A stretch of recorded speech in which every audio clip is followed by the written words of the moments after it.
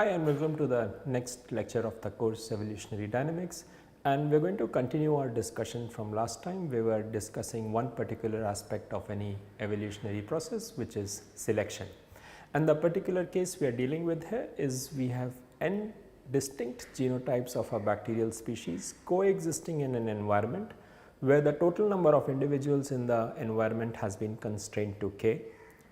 No genotype has any advantage over the other, they all have identical fitnesses, which is another term we use for growth rate. So, all n genotypes are growing with the same growth rate, and for the sake of simplicity we have equated that particular growth rate value to be equal to 1. And we saw that last time that this process can be represented graphically as shown in the picture here. So, what we have is this graph, and each of the circle represents a particular genotype. So, if we focus on particular genotype A, when a bacterium of this particular genotype divides, it could either lead to a genotype which is identical to its own, and which happens in the case when there are no mutations, or if there is a mutation that happens, it would lead us to one of the other n minus 1 genotypes. And the probability that when A divides and it gives me, and the progeny also has genotype A, is given by QAA. The probability that when genotype A divides, the progeny has a genotype I gives me, is defined by the variable QAI. A divides and the progeny is of genotype I. And now it is important to realize, as we saw last time, that sigma QAI I varies from A to n equals 1, because if these represent probabilities, then after any division event the progeny has to belong to one of the n genotypes which are associated with the system here, and hence the sum of those probabilities associated with generation, associated with the fact that the progeny belongs to genotype I, when summed over all I, this number has to be equal to 1. And we saw that this dynamical system can be represented as dx upon dt equals qx minus phi x, and x here is a vector quantity which is represented by xa, xb going all the way up to xn. Q is what is called the mutation matrix, and I refer you to the last lecture for its definition.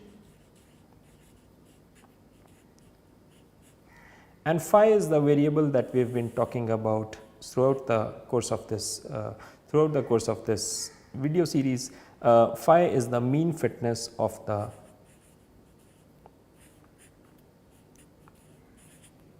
individuals in the bacteria, and in our case, because all n genotypes have the same identical fitness, phi, which represents the mean fitness associated with the culture at any given point, remains constant with time and does not change. That is because no matter what is the composition of the population at any given point in time, since all genotypes have the identical fitness, the mean fitness of the culture also remains identical. So, phi represents that.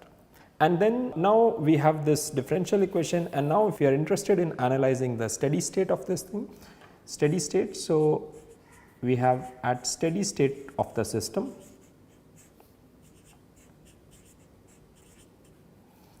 the quantity dx upon dt is equal to 0, which gives me the equation that qx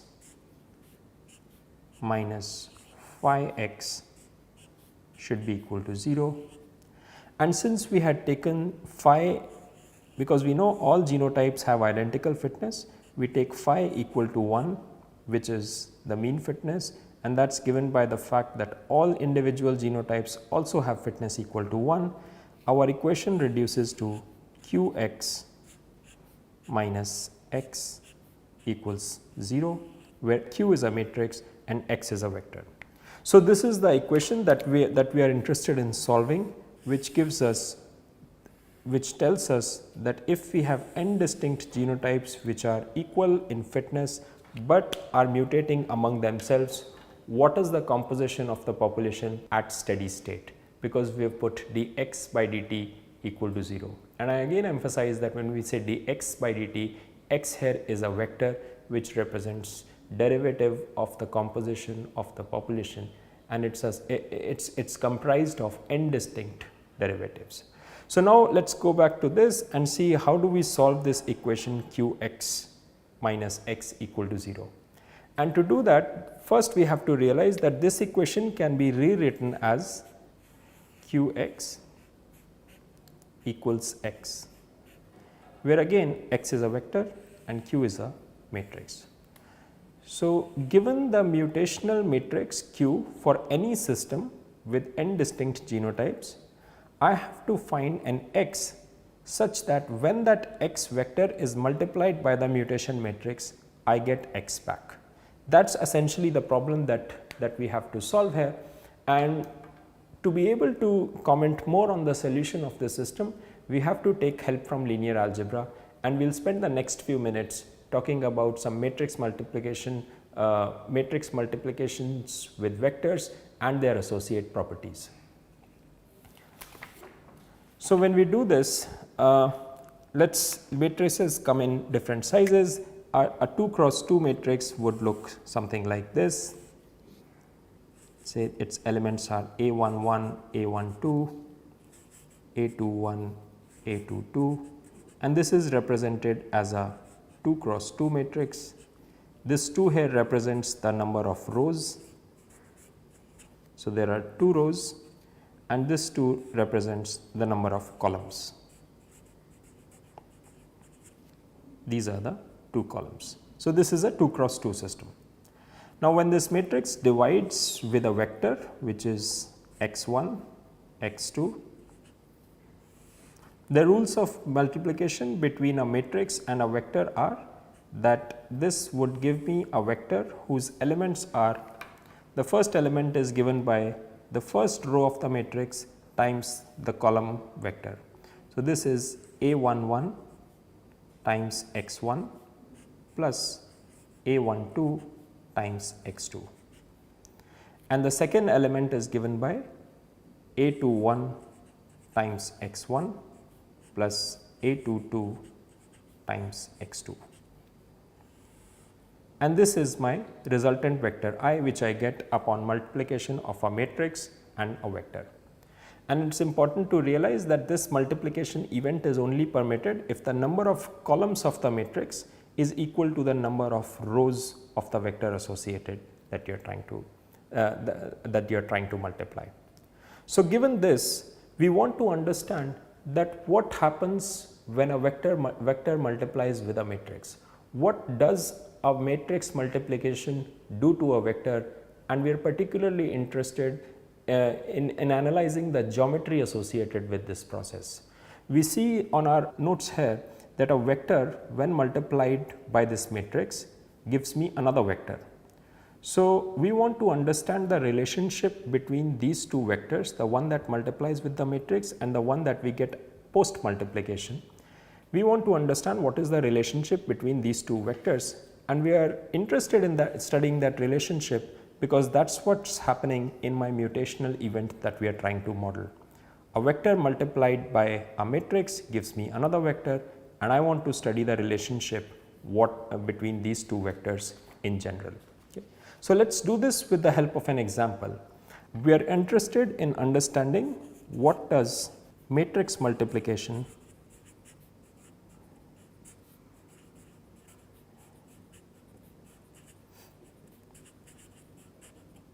do to a vector.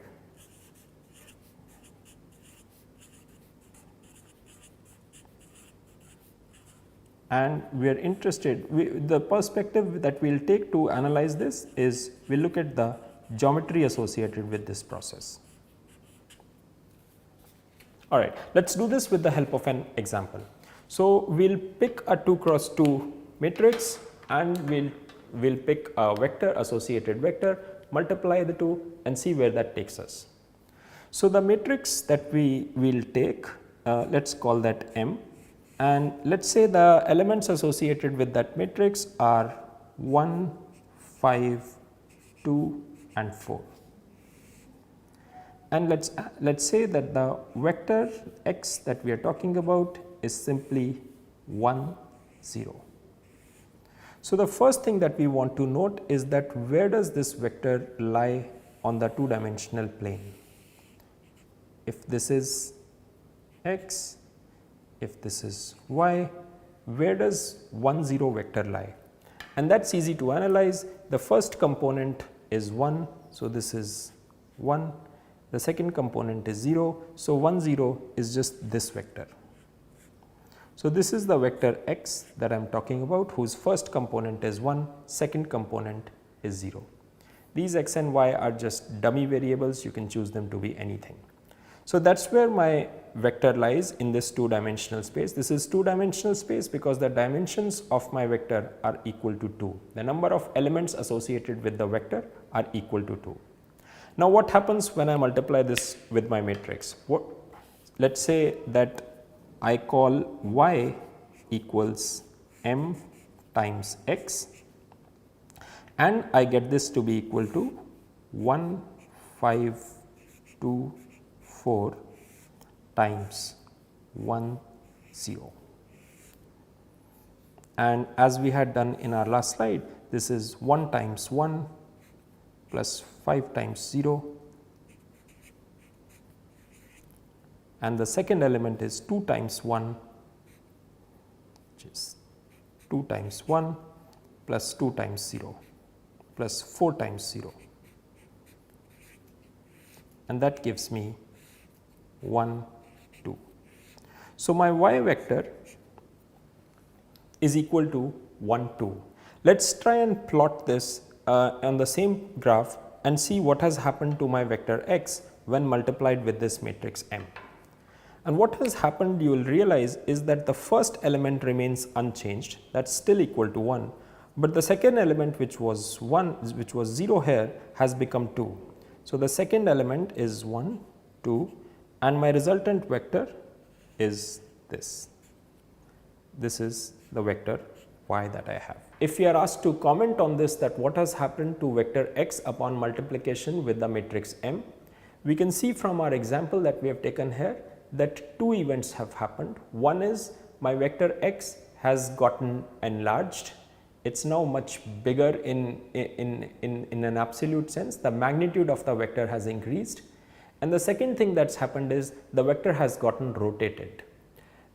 Initially it was allied along the x axis, but now the vector is in the xy plane with both the x component and the y component equal to non-zero.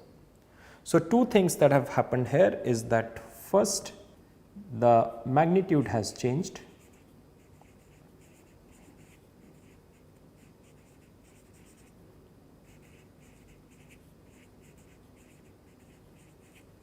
in our case it has increased, but in general the magnitude could decrease as well. And second thing that has happened is that there has been a rotation of the vector in the xy plane. The initial vector was pointing along the x axis, but now we have a vector which lies in the xy plane where none of the two components is a 0. So, these are the two things that a matrix has done to vector x. But surprisingly, if we do this example again, let us take the same matrix again M, which is equal to 1, 2, 5, 4, and choose our x differently this time, and choose x to be 1, 1, right. So, remember, in the example that we just did, my x vector was 1, 0, and what I got after the multiplication with the matrix M was 1, 2. Now, what I am doing is I am redoing the whole exercise, but having choosing x as 1, 1. So, again, before we multiply, we want to see where does x lie. This is element 1 x, this is y, and 1, 1 will lie 1 unit along the first dimension, second unit along the 1 along the second dimension, and this is 1, 1. So, this is my vector x. Okay. Now, what happens when we multiply this? Let us again say that y equals m times x, and that gives me 1, 5, 2, 4 times 1, 1, which is just equal to 1 times 1 plus 5 times 1, 1 times 1 plus 5 times 1, and the second element is 2 times 1 plus 4 times 1, which is equal to 6, 6. Let us try and plot our just obtained vector y and see what has happened to it when vector x was multiplied by matrix M, and how has y changed in relation to the original vector x that we started with. Remember, in our last example, two events had happened upon multiplication of vector x with matrix y. One was that our resultant vector y had become enlarged, its magnitude had increased, and the second thing that had happened was that there was a rotation in the xy plane of vector x, giving us the resultant vector y. Now, let us plot the vector y that we have just obtained and see what has happened in relation, what has happened to this y in relation to the x that we just started with. So, now if we look at this again, y is 6, 6. So, it is 6 dimensions here, 6 units, 1, 2, 3, 4, 5, 6, 6 units in the first dimension, and similarly 6 units in the second dimension. And if we plot these, the resultant vector that we get is 6, 6.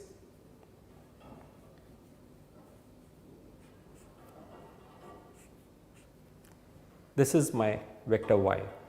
And now a curious thing has happened, that the same matrix, when multiplied with another vector x, there seems to have been no rotation this time, and the only effect that can be seen here is just the change in magnitude.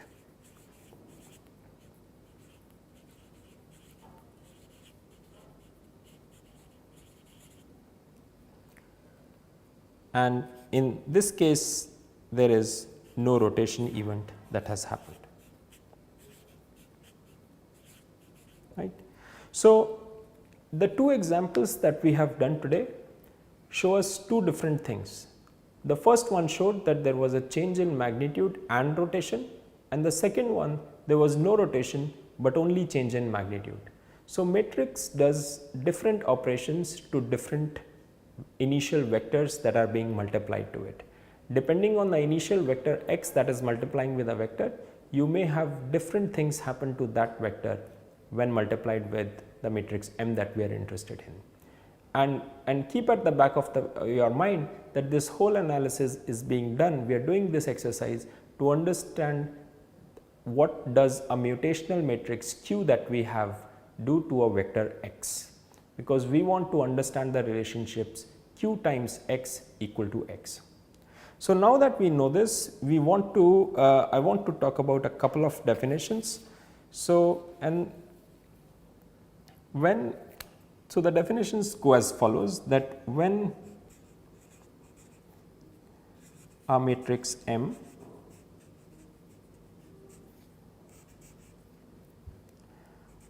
multiplies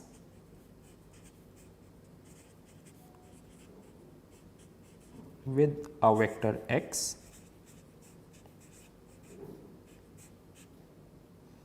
and the resultant of this multiplication M times x, such that M times x gives us vector y, if y and x are collinear,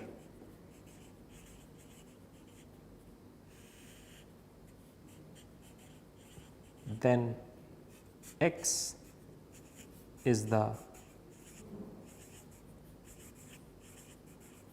eigenvector of matrix M.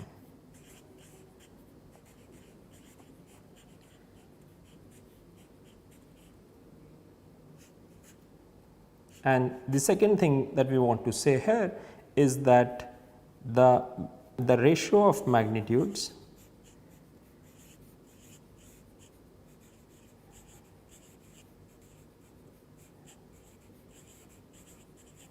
magnitude of vector y divided by magnitude of vector x is referred to as the eigenvalue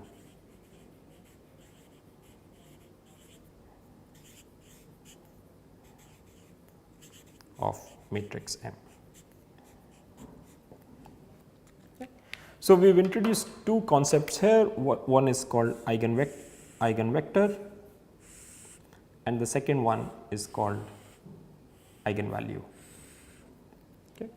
What are these? So, again let us go through this definition again. When a matrix multiplies with a vector x, mx gives us y. So, y is equal to mx, and now if y and x are collinear, by collinear you mean what you want to say is that y and x, between y and x there has been no rotation event happen.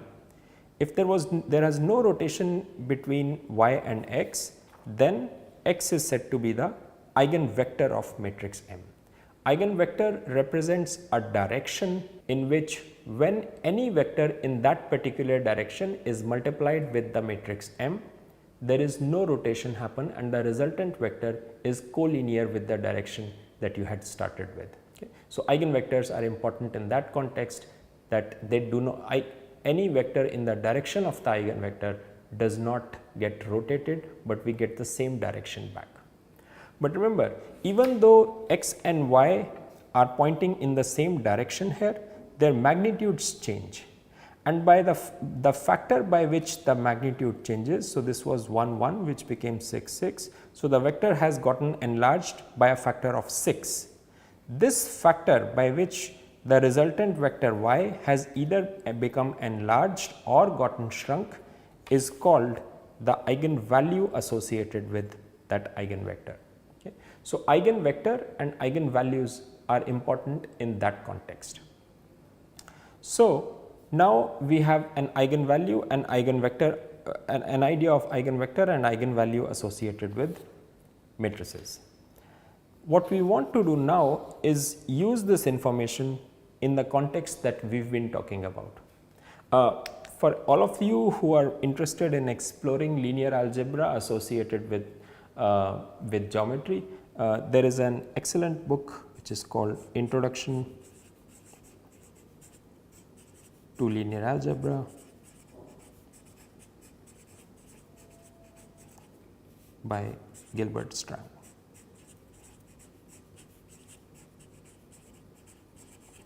It is a very easy read and it is very clear, and it makes you visualize linear algebra in geometry and make things very easy to understand.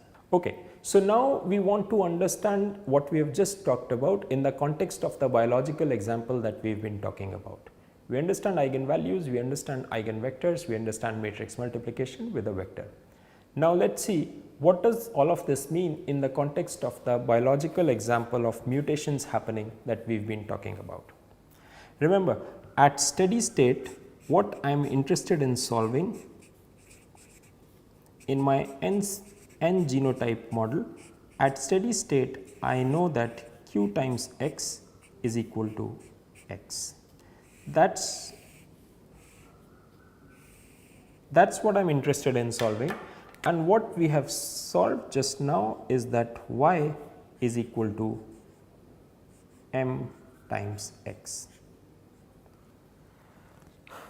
What we have just seen in linear algebra is that y equals mx, and that when y and x are collinear, that means there is no rotation event that has happened. This can be written as lambda times x equals mx, where lambda is the change in magnitude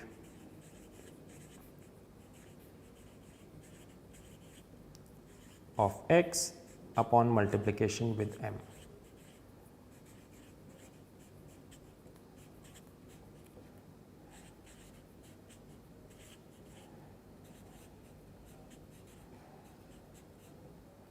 This is not true in general, this is only true for a very specific class of vectors which are called eigenvector, because when you multiply a direction which is pointing in the direction of the eigenvector, you get back the same direction and the only difference is that the original vector is either shrunk or enlarged by a factor lambda, which is called the eigenvalue. If lambda is bigger than 1, that means the resultant vector has become enlarged. If lambda is less than 1, that means the resultant vector has become shrunk. So, what does this mean? What this means for qx equals x is the following, that we are interested in solving qx equals 1 times x, which means because we want this matrix multiplication to give the same vector back, no change in magnitude, hence lambda will be equal to 1 here. That means I am interested in finding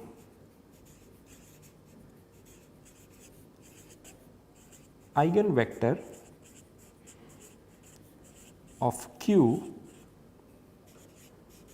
which is associated with eigenvalue equal to 1.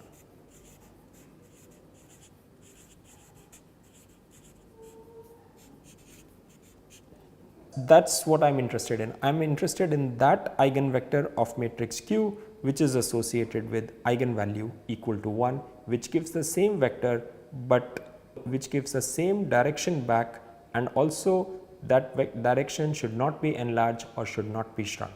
And what comes in handy here is the following result, that Q is not just any matrix, but it is actually a very special type of a matrix. Q satisfies the following properties: Q, which is the mutational matrix,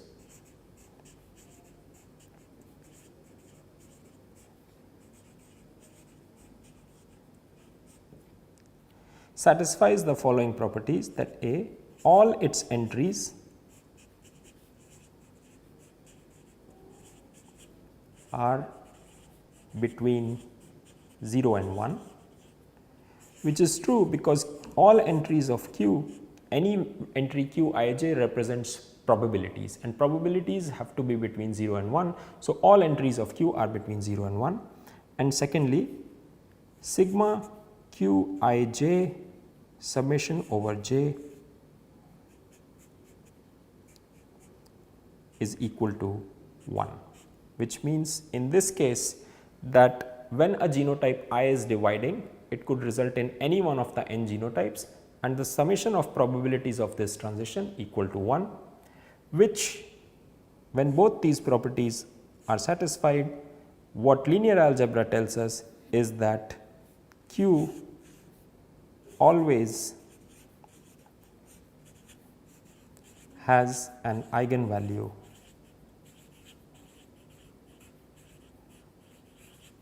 equal to 1. Because these two properties are satisfied, we are guaranteed that this matrix Q, mutational matrix, always has an eigenvalue 1, which is great because 1 is the eigenvalue for which we want to find the corresponding eigenvector, which gives me the solution to the mutational problem that I started with. So, given the structure of matrix Q, if I know how the transitions between the different genotypes are taking place, I can easily now go ahead and find the eigenvector corresponding with the eigenvalue equal to 1 for that matrix Q, and that gives me the steady state makeup of the population among these n genotypes. Yeah. So that's that, and that concludes our discussion on the 3 tenets of the 3 evolutionary processes: reproduction, mutation and selection.